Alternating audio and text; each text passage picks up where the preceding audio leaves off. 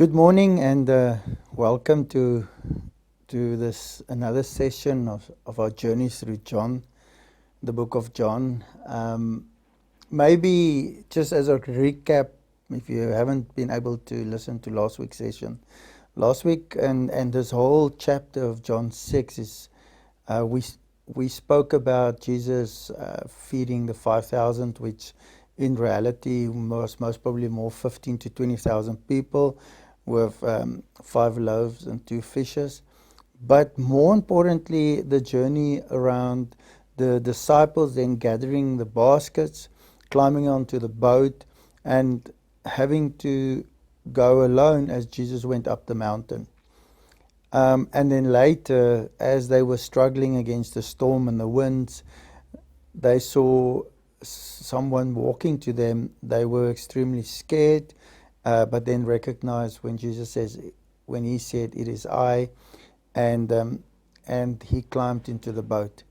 The essence of what happened then, with them only being 3 kilometers or so into the sea, and the Sea of Galilee being 14 kilometers wide, was immediately when Jesus climbed in the boat, they arrived on the other side.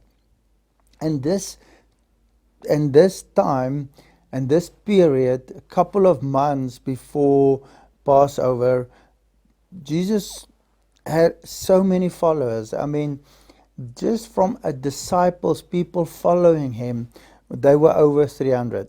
And a lot of the people he fed found out that Jesus was on the other side and got boats, and everybody moved over to the other side in Capernaum. And the big thing there is that you need to, and when I thought about this, try and guess and try and figure out how many people were there when Jesus started to share with him the following reality.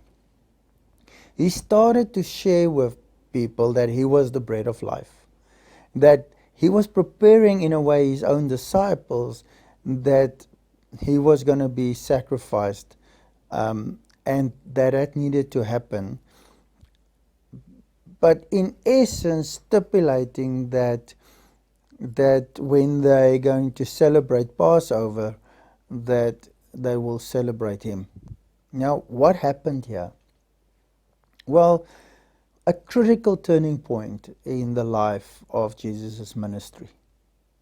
Because if you look at verse 60 and onwards, it sort of brought a couple of people that when they heard Jesus telling them about him, that he is life, that he is the bread of life, that he is the one that brings this life, it was too hard on their ears. It was people that just said they couldn't accept what he was saying when it fell onto their ears, and they stopped following him.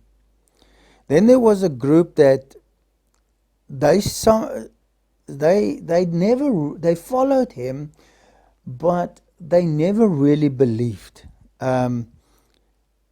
Jesus invited them, but they didn't want to come. They didn't want to submit to him. And some of the crowd were hostile religious leaders looking to trap Jesus, which was a complete different crowd in itself. At the end, the 12 disciples, including Judas, which himself was confused, which was led by under demons, and the 12 basically were completely confused about his teaching. And Jesus asked them, "Do you also want to go away?" in verse 68 and 69. Jesus had a very interesting response. Many wonder today if Jesus is really the Savior. And the question must be asked, where else are you hoping to find life? I'm going to say again, this is most probably the most critical chapter for me, for each one of us. Jesus does all these miracles. Jesus is basically about 6 months before the crucifixion. Jesus is challenging his followers at that point in time. Crowds gathered to watch him do miracles. And Jesus challenges them and answers their questions, and at this point states to them that he is the bread of life, that he is life.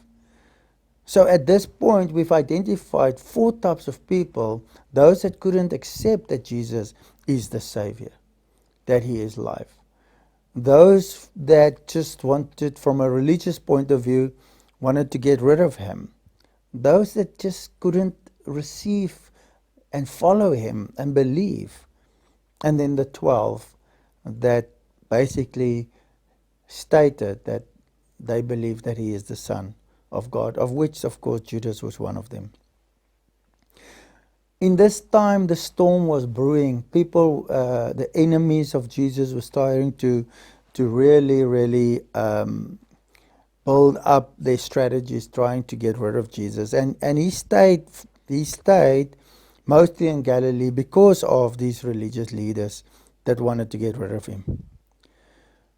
I think asking this question, that, and after he've made the statement, the question that you and I need to answer when we read through John 6, the last part from about verse 39, is: do you accept that Jesus is our Savior? Do you accept, if you were there, standing there, that he is the bread of life? Do you follow him in the fullness of this life that he's offered us? Do you hear God? Do you hear Jesus speaking, or is the words that he's speaking too hard for your ears? Is the perception of the price that you think is asked of you in following him too much to bear for you? Some people believed in Jesus. Some dismissed him. In fact, most dismissed him at that time. Jesus invites us into this new life.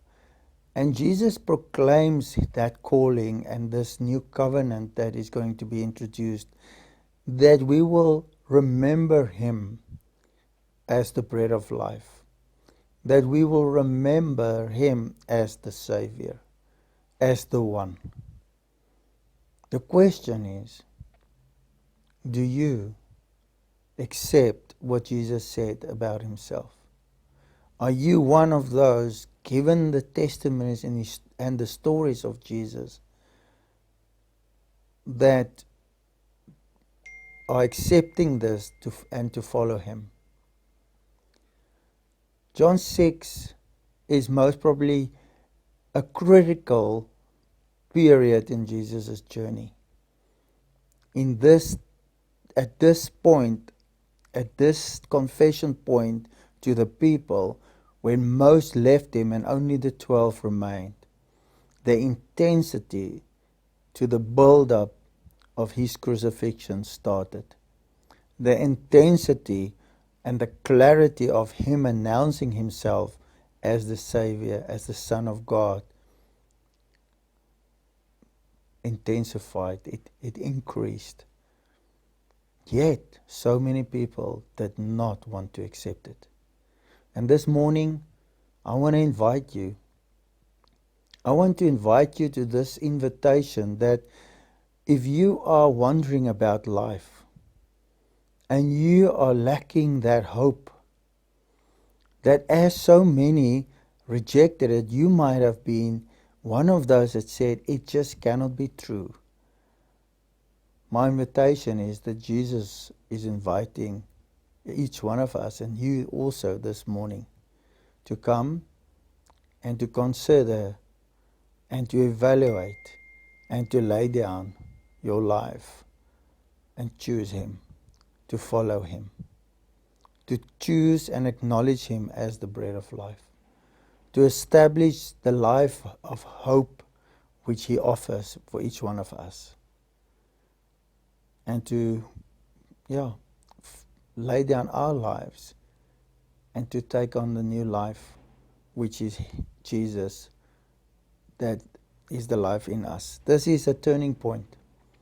This is the point where you need to choose what Jesus is prophesying, what Jesus is sharing with the audience in John 6, whether you believe it or not. So my question is, are you one of those religious people that says, but this doesn't fit into the model that I'm used to? Are you one of those people that's seen so many miracles and are searching more miracles and just does not believe that He is the Son of God? Are you one of those that your ears just cannot accept this because it's just not the way you want to hear it? It's not the way you see it. So your ears cannot accept this word of truth. Or are you one of those that says, I believe Jesus is the Son of God. He is my Savior. So think about it. Contact us and come and join this journey of life which is in Jesus. The life that has a hope, the life that has a purpose, the life that gives us eternity to glorify His name.